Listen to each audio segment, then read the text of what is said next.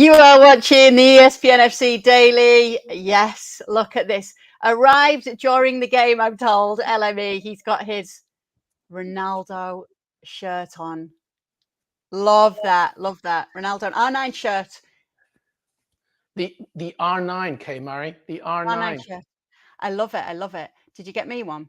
Yeah, it's coming. It's coming tomorrow. Hey, 4-1 to Brazil. Brazil may have won the first half, but South Korea won the second.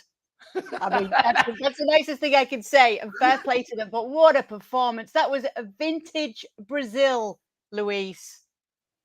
Vintage Brazil. No other way to put it. This is the Brazil we have all been waiting for. This is the Selecao we have all been waiting for. It's no surprise why so many of us predicted Brazil to do well at this World Cup, and obviously still think that they not only will win it, but at the very least reach the final. It was just a magnificent display where in the second half it was really more of cruise control.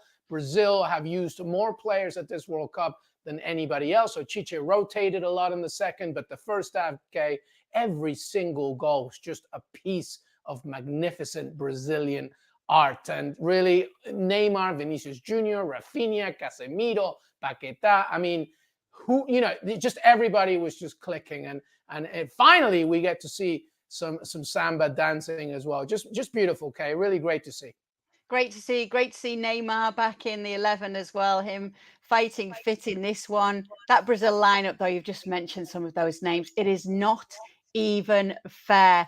James Olley was at the game today. He was actually there at the game. How lucky can you be? He's going to join us now and tell us what it was like and what it is like to see this Brazil side in this sparkling form and live. James, tell us more. Yeah, well, do you know what? At one point during the first half, they're knocking this stadium down. Well, they're dismantling the stadium. The last game's going to be played here. And I was thinking they should just move it to Brazil somewhere and erect it as a homage to some of the football that was being played. It was that good, particularly that third goal. I mean, that's one of the best goals I've seen live in a long time. Yeah, I mean, just a fantastic sort of sea of colour. Not full, I have to say, sadly. I mean, that is a crime in itself. You think about how many people would want to see Brazil in a knockout World Cup game. It's an experience. It's an event in itself. But still, there was sort of a sea of yellow dotted all the way around the stadium. The samba music started early on from the first goal, and then basically carried on, all the way through the first half, punctuated by those 4 goals.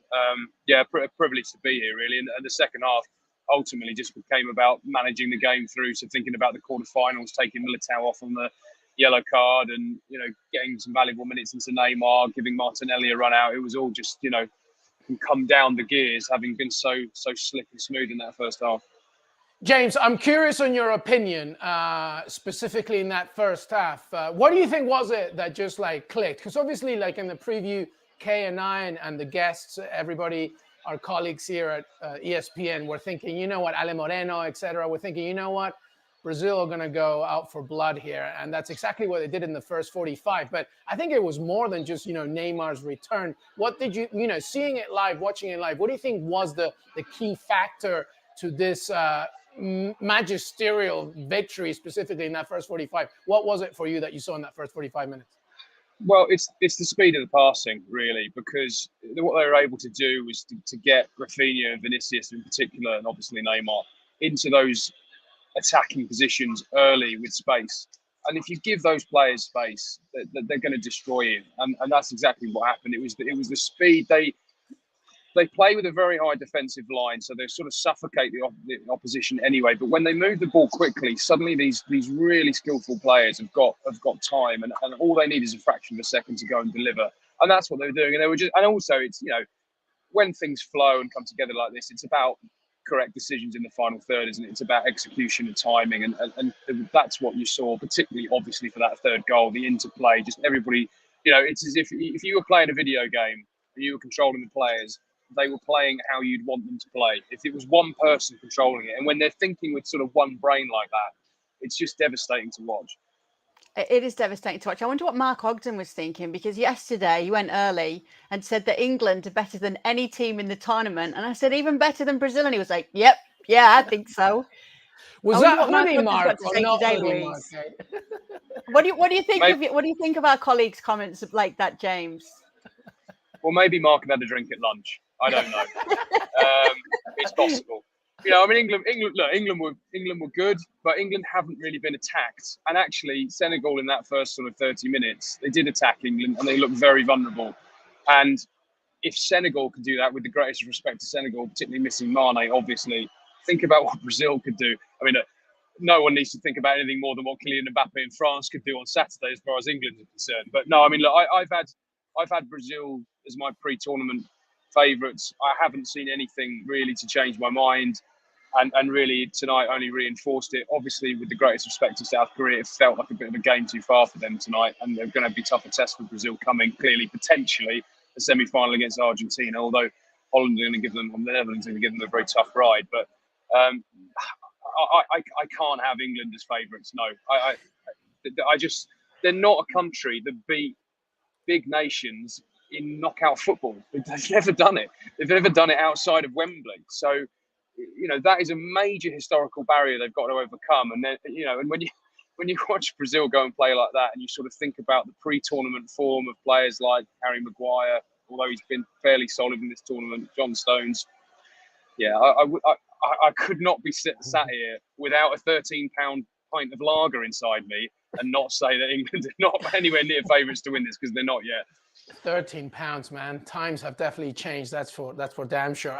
I have Brazil and England as my final, but James makes some good points about, just the history of what happens in that regard. Hey, let's talk about Neymar again, James.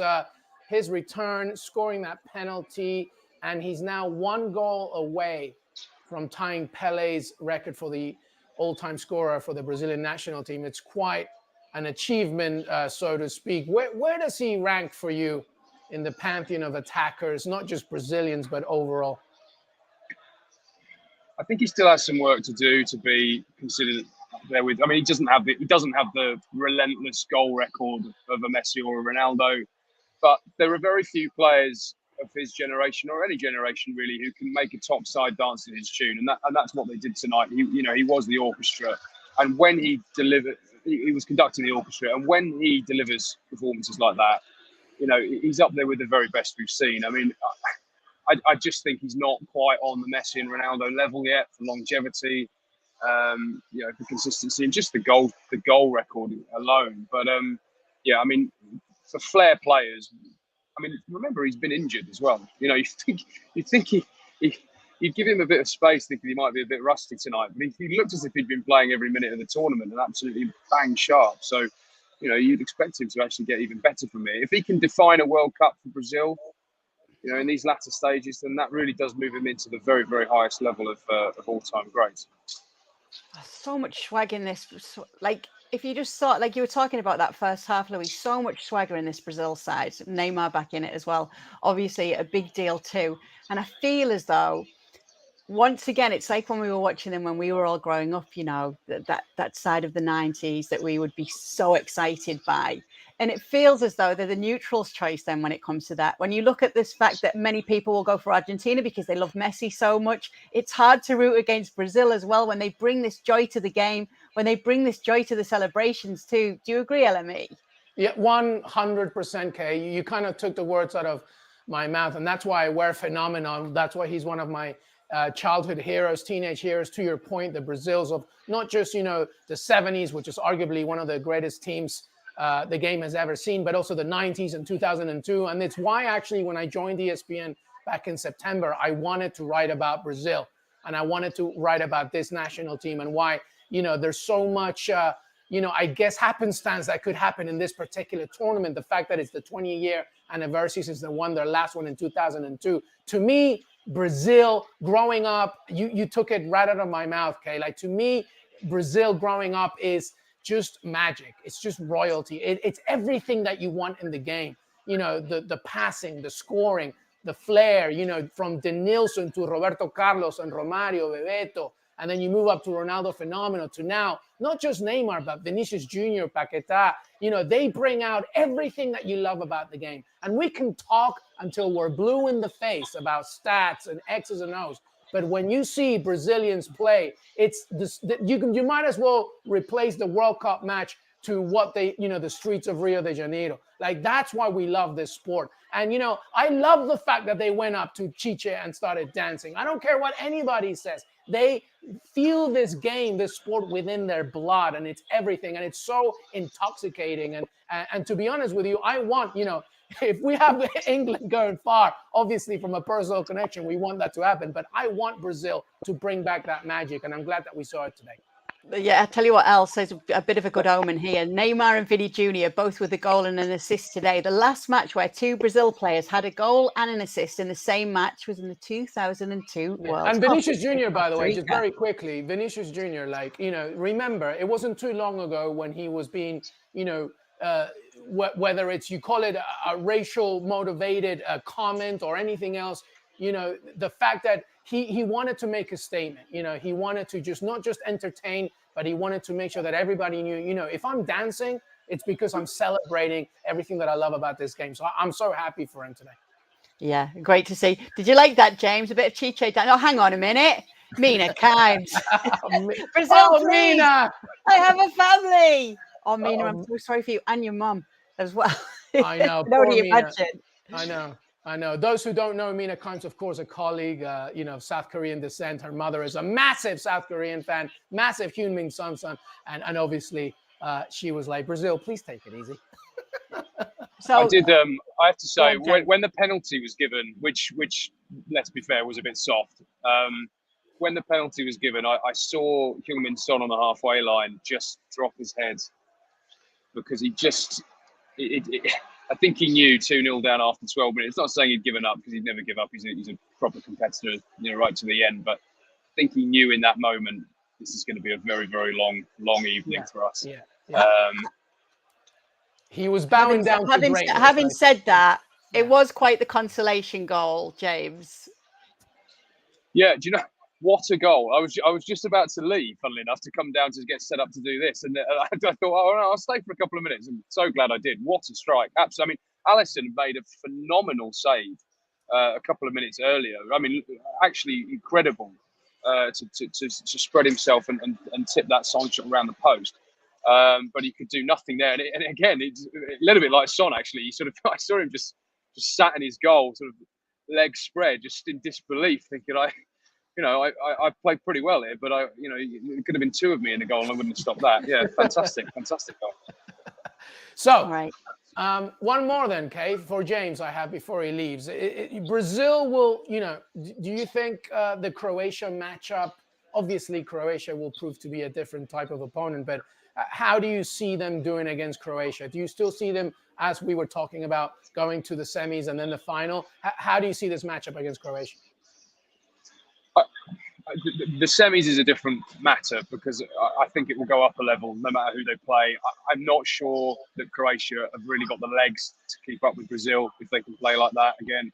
If they can reach anything like that level of fluidity and control in the game. And I remember coming on here the first game Brazil played, when and I'm talking about the level of control then. There isn't a team I've seen play with that control. Maybe at times England, maybe at times.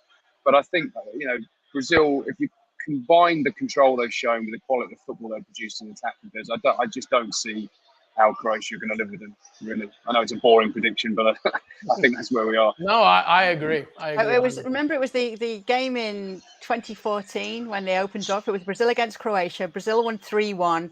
2 goals from Neymar, 1 from Oscar. The goal for Croatia was a Marcelo own goal, and it was. Do you remember this? It was the first occasion in a FIFA World Cup history in which an own goal, which was also the first ever own goal scored by Brazil in World Cup finals, opened scoring in the tournament. So there's a bit of history between the two sides. That's great stuff, Kay Murray. We're actually going to keep you around, James Olley, because we've got some England chat coming on later. So if you don't mind, we'll keep you here. You've just had the pleasure of watching Brazil live. You can give us a few minutes extra, can't you?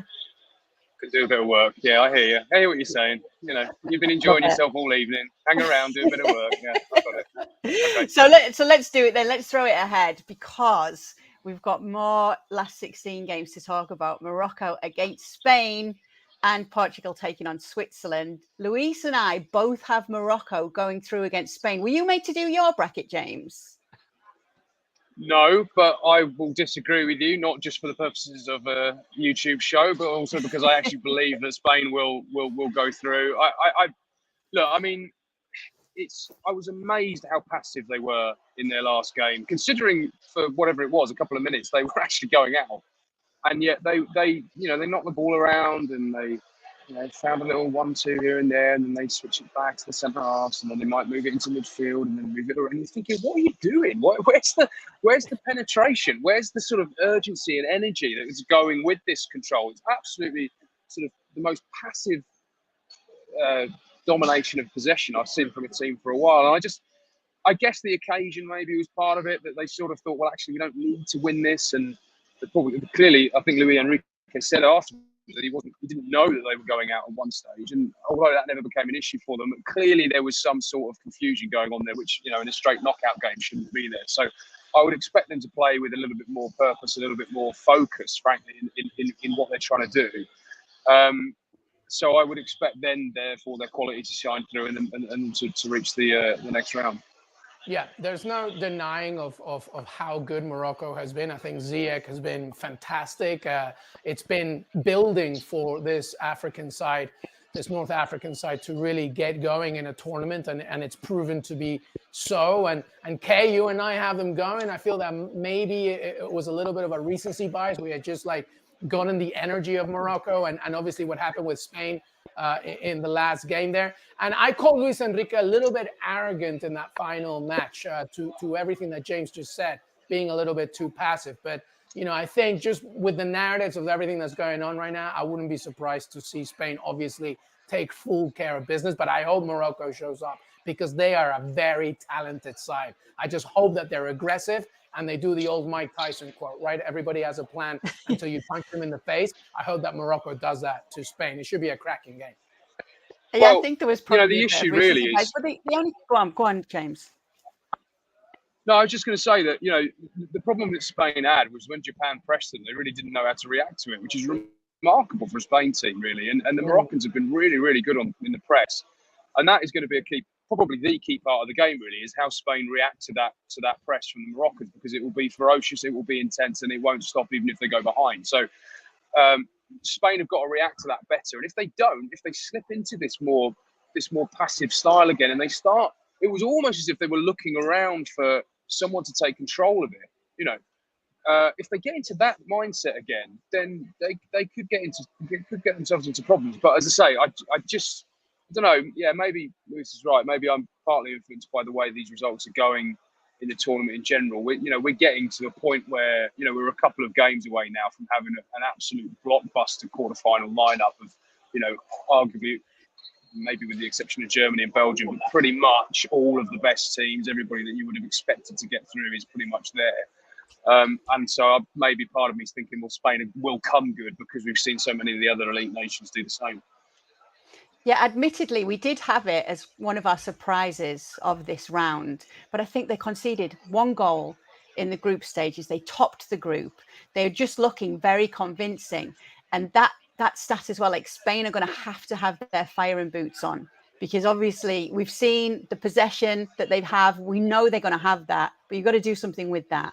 And they were cut open pretty easily as well by Japan. So it was a few things that at the time we'd thought, if there's going to be a surprise here, I think it could well be Morocco.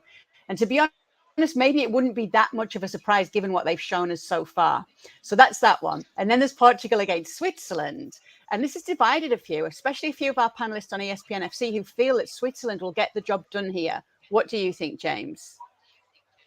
Okay, so before the tournament started, I thought Portugal would be the team to sort of blow up and kind of do a Germany Belgium type thing, because not least because of the Ronaldo issue, all of that sort of thing. So I kind of have to pick Switzerland here because if they get to because I could probably argue it if they crash out in embarrassing circumstances in the last 16 that I was right, but now I sort of feel if they get to the quarterfinals, then that prediction's gone out of the window, and I should be strung up from the nearest bridge. But I think I don't know. I'm not been convinced by Portugal in any of their games really, and there is this Ronaldo situation bubbling along.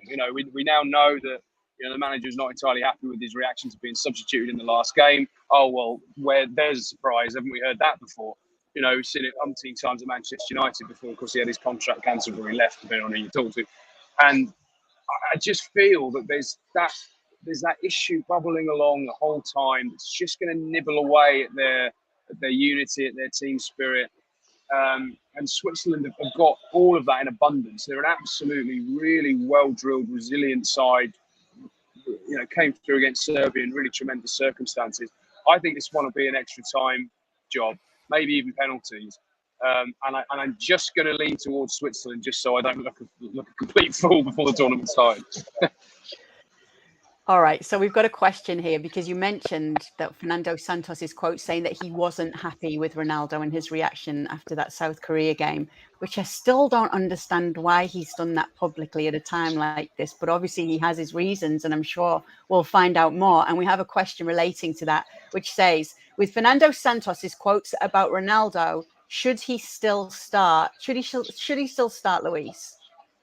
Well, I mean, I think that question goes two ways. Should he or will he? He will start because Ale Moreno said it perfectly earlier. He's going to start. It doesn't matter about the comment. He'll start. Should he? Portugal play better without Ronaldo in the starting 11. They do. Like in those last minutes in the final game against Uruguay, they really played much better without him. They're more mobile up front. The trio mobilizes itself better. I think Bernardo Silva has been fantastic. Bruno Fernandes, Rafa Leao should get more minutes in this thing. So without him, they're actually better. And I'm with James. At the beginning of this tournament, I didn't even have them getting out of the group, but it was justified because Fernando Santos can also have tunnel vision sometimes. They're very reactive. But in the group stages, he proved to be differently. So in this game itself, I think Switzerland are going to prove to be very resilient, very strong, relying on the pace and strength of Bril Mbolo and such, Shaqiri, of course, Granit Xhaka. But I think that Ronaldo will start. Should he? No. I think Portugal are much better without him and with him coming on in the last 20 minutes. But that's not going to happen.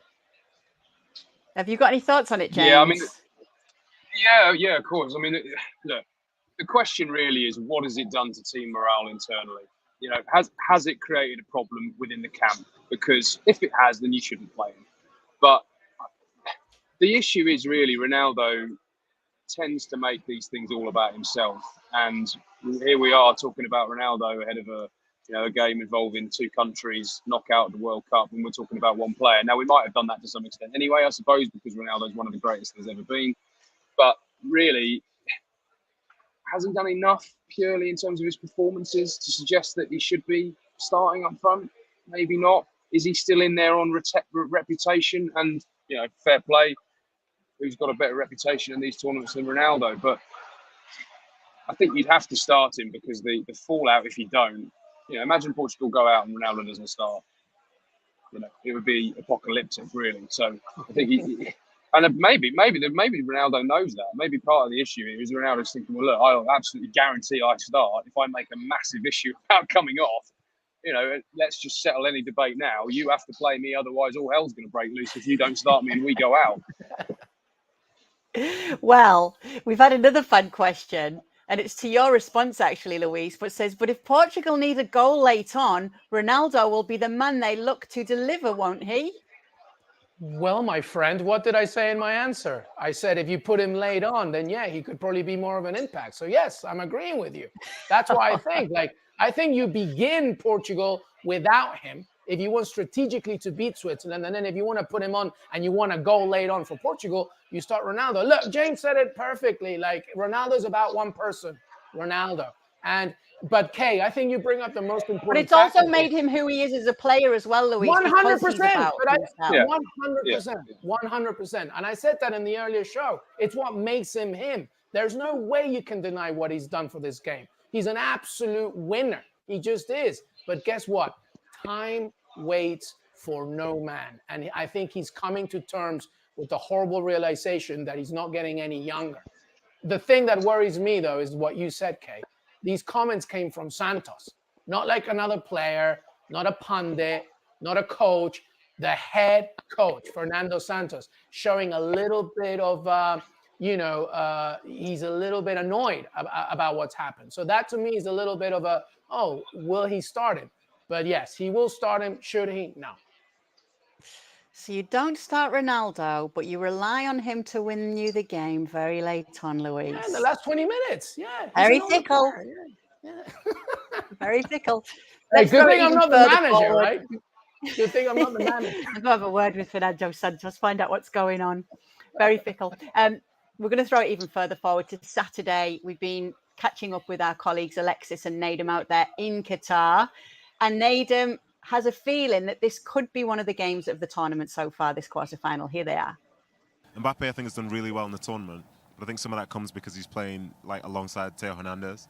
I think the way that they work together down that left-hand side is very, very significant. It's a prominent part of their attack. But I think Julian would say himself, Hernandez isn't the best defensively. So there is the other side to the game where, you know, the assumption will be that they just bomb forward, bomb forward, bomb forward. But it's a two-way game. Yeah. So I think some France do have some weaknesses. But in Mbappe, you know, he's without doubt one of the quickest players in world football. There are probably one or two that may be quicker than him. I personally don't think Kyle Walker is that. So when somebody says it'll be in the back pocket, I'm not so sure about that. But for me, in terms of the strategy that sort of England will take forward in terms of trying to exploit the weaknesses that they have, then it's great. You know, it makes for a very, very good match. Mbappe will likely be the best player on the field. That's fine. But it doesn't mean that France are definitely going to win because of it. Because England have their own ideas, they have their own strategy. And if they want to be able to defend against Mbappe, you need to defend against Mbappe and those other people around him. And I think, in fairness to Gareth Southgate and to the players, I think some of the British press or the English press were very quick at saying that England are getting ready for France and they're disregarding Senegal. Yeah. But I think for the way that management is and those players are, it's one game at a time, and they'll be really focusing in on making sure they do the good job. The English press getting ahead of themselves, not very like them. It was listen, it was ridiculous. I had to speak somewhere today, and they were talking about how you shouldn't play Kyle Walker in this game because you need to rest him for the France game. And I was like, it felt embarrassing to even be discussing something like that. Not like England fans or supporters to get ahead of themselves. I must say, sorry to jump in, but most of the England fans I've seen here have been perfectly reasonable. I don't know if that's to do with the alcohol, but they've been perfectly... Or the lack thereof. Yes, but they've been perfectly reasonable. And it's good to see them positive, because I think it's very easy to sort of be very negative about that England side.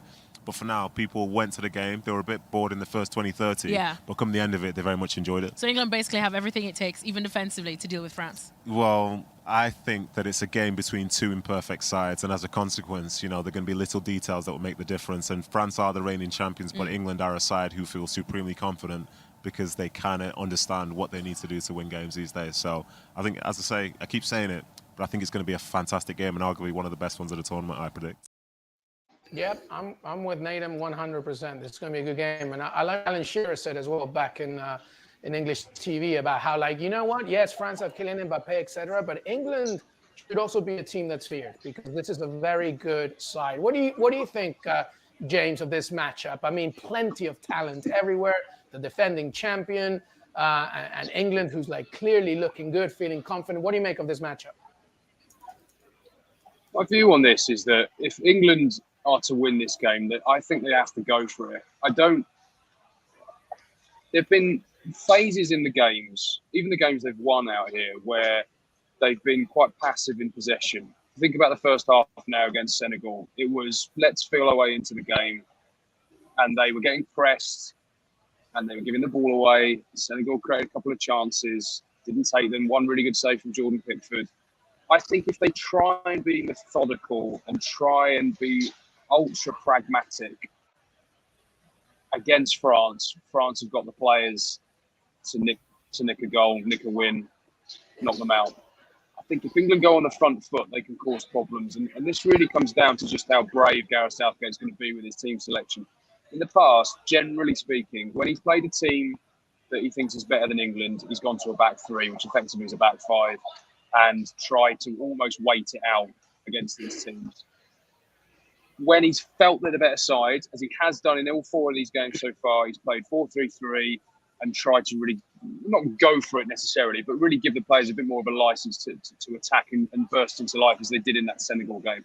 I think if they try and, I'm not saying go gung-ho, all guns blazing, but I would like them to just stick with the same system and more or less the same approach, but just be a little bit more on the front foot from the get-go, rather than thinking, let's try and feel our way into this and let's not lose it. I think if the plan is to just not lose it, they will lose it because they'll concede too much ground, too much territory. Think about what happened in the European Championship final. It came out, it scored.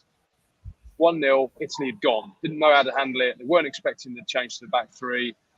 They could have gone for the throat, killed the game. Didn't. allowed Italy to get back into it. Second half, we started controlling the ball, equalised, gradually conceded territory. And okay, it ended up losing on a penalty shootout, but all the impetus went from the play. Think about what happened in 2018, England-Croatia semi-final. Went 1-0 up, looked good on the front foot, then started to get tired, gradually started to concede possession, dropped back, conceded an equaliser, went out in extra time. If that pattern continues again, they will lose to France. But if they can stay on the front foot and really believe that they can win and be brave and take risks and keep pushing forward, even if they do get that early goal, they can do it. They can beat France. They've shown it. They've got the attacking players. I don't see, particularly in France's midfield, anything to be particularly worried about. You think about, obviously, N'Golo Kante and Paul Pogba not being there. Huge bonus for England. Also, you think about the runners in behind. Olivier Giroud's not going to get in behind you. You've only really got to worry about Mbappe and Dembele. But those issues are going to come out wide. And in Kyle Walker in particular, everybody talks about his recovery pace. You know where those threats are going to come from. I think he might pick someone on the left side. If he sticks with 4-3-3, I think he'll pick someone on the left side with pace, thinking about going the other way. But England have just got to believe they can win this game and play in that manner, play with that front foot risk-free, risk-taking style. And if they do, I think they can win it. Oh, okay. Well, Mbappe, the big difference maker then. Actually, Bukayo Saka in his press conference today, he had a strange question put to him, linking him to Kylian Mbappe. I know you were there, James. So before we hear from you on it, let's see Saka himself. Hi, Bukayo. Tournaments like the World Cup make stars, and in Russia, it was Kylian Mbappe bursting onto the scene. You are already a star, but considering how well you've been playing, do you think you'll be the Kylian Mbappe of this World Cup? First of all, thank you for your compliment, but no. I think there's only one Kylian Mbappe, and at the same time, there's only one me. I just want to be myself and help my team in the best way I can. There's a lot of young players in this tournament. I can name so many, and even in our team, there's another young player alongside us doing unbelievably well, and Jude Bellingham as well. So I'm just happy that we're all here, we're all doing well, and the priority is to try and win the tournament rather than be the player of the tournament or young player of the tournament, like you said. Nice stuff. So you were there, James. What were you thinking when you were there? First time I've ever heard Kylian Mbappe and Bukayo Saka compared together, ever. I don't think that is a thing that people are doing, frankly. But I thought he handled it very well. I know him a little bit from covering Arsenal. He's a great kid. Really, really humble, really down to earth.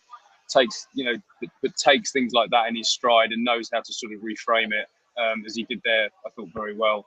Look, I mean, he's banging the mix now to start, isn't he? I mean, he knows he's got a battle to get in the team he plays for, let alone to be in the team of the tournament or the young player of the tournament.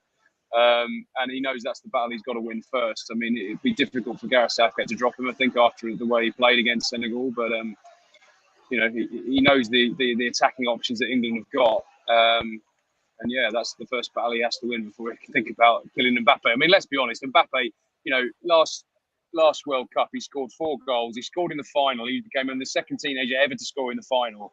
And he's gone on to become one of the top players in the world. Bukayo Saka could do something similar one day, but he is several steps behind Kylian Mbappe, as he pretty much alluded to there, he would admit himself.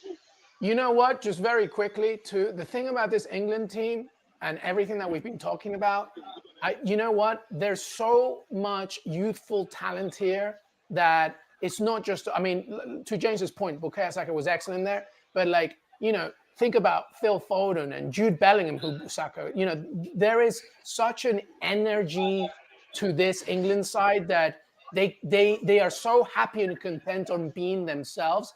And that's what gets me really excited about this England team. The future is the present. And that's the most important thing, I think. I love him. And if England do get... Go ahead, James. I was just going to say that, they need to, rather than comparing about, Mbappe and Saka, Saka's right. They need to think about themselves. They need to think about the damage that they can do, not be worrying about Mbappe.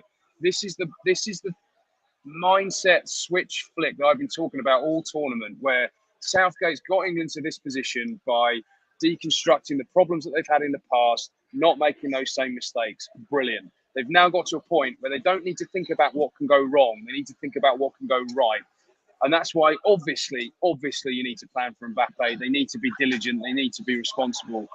But they also need to realise how good they are and go and express themselves, take risks, move the ball quickly. Think about Saka, getting Saka going to France's back four and what they'll have to deal with. Don't just think about containing Mbappe and hoping we can create something off the back of it. Yeah, there's some brilliant young players at England to watch. Can't wait for that game. James, it's been so great to have you here with us. And we'll no doubt be speaking to you again very soon. Now, somebody else who was at that game is Alexis Nunes, and she is here with us now. Oh, my goodness. I cannot wait to hear, Alexis, what you have to say about what you saw tonight. Hey guys, yeah, we're literally just outside this stadium. It was the last game at this stadium too, that famous stadium that's built with the containers. So they're probably going to start tearing it down tomorrow, but that's all about the sustainability. But what an absolute game for all Brazil fans. Are you not entertained? I mean, that was an amazing display, finally, of Joga Bonito, because I think after the last match, a lot of people had questions about Brazil. They came in as favorites and they were wondering, are they really just Neymar dependent? Jules on ESPN FC yesterday said he's worried about France because now they're Kylian Mbappe dependent, whereas in England, you know, aren't really dependent on anyone with the talent that they have even coming off the bench. And we know that this Brazil team is stacked, but when Neymar wasn't there, they were just missing something. And today they absolutely showed up. Of course, he was back and he just brings such light and passion to this team as well. I mean, I was probably 3 rows. I had some very fancy seats, I'm not going to lie. 3 rows up from the pitch, and the passing, the pace on the passing, and some of the turns with the likes of Vinny Jr. and which I get to see, you know, week in, week out. You know that, Kay, we watch him so closely at Real Madrid for our La Liga coverage, but absolute filth. As Ale Moreno would say, absolute filth, but of the good variety. This is the Brazil that we all want to see. And everyone will probably start to say, look, it's only Korea Republic. Well, you can only really beat who's in front of you. Argentina, I got to watch them against Brazil. That was probably the best atmosphere. I mean, against Australia, not yet Brazil. And, you know, I spoke to Luis after that match. Exactly, yeah, I got to watch him in that match. And look, people could say it was only Australia. And apart from Leo Messi, everyone else, or that Argentina performance was kind of just okay, enough to get through. Australia definitely, I felt, should have walked out of that match as the prouder side. But today, it was all Brazil. This is why, you know, so many people around the world fell in love with that Brazilian way of playing, as people still say the English invented it, but the Brazilians perfected it. And we saw that on display today. And you really see how crucial Neymar is to this team. He came around after and just gave everyone a round of applause. They were so happy to see him. Fans just had get well soon, Pele banners in the crowd. You really feel that this is truly a country united for more reasons than just the football. And I think that that's something that will definitely help to propel them if they want to go all the way to the final, not just to the final, because this is Brazil we're talking about. Just getting to the final is not enough for them. They want to win it. They've gone through some heartbreaking years in international tournaments. And if they play like this, I mean, why can't we call them favorites? You know what? I don't like this, Kay, because Alexis really is just making me feel very jealous that she was 3 seats up from watching this beautiful Brazilian display. Then she's talking about queen, Leo she deserves Messi it. and how she's in Spain every week. Alexis, it's not fair, Alexis. It's not fair. Hey, listen. I mean, just feel better because I'm running on like 5 hours of sleep in the last 48 hours. So I don't feel sorry for you. I don't feel sorry for you. No, tremendous stuff, Alexis. Let me ask you something before we let you go. From what you have seen, are we going to see a South American nation win the World Cup? What do you think? Oh my days, that is a tough one, and that's one that we've been talking about so much, because I think up to this point, if I had to choose the most complete team, the team that genuinely doesn't really, based on what they do on the pitch, doesn't really give me any doubts, that would actually be England. I think defensively they are great. Going forward, we know they're attacking talent, and that bench, we talk about how deep this squad is, and you look at club football, you see how much having a deep bench helps the likes of Manchester City, and England look like that. I think we'll see what comes after France. But on the other side of the draw, where you have Brazil and Argentina, if I have to look, I'm still not 100% convinced with Argentina. You know, I spoke to one of the fans after, and he was like, look, this Argentina isn't playing like Argentina, but Leo Messi will always be Leo Messi.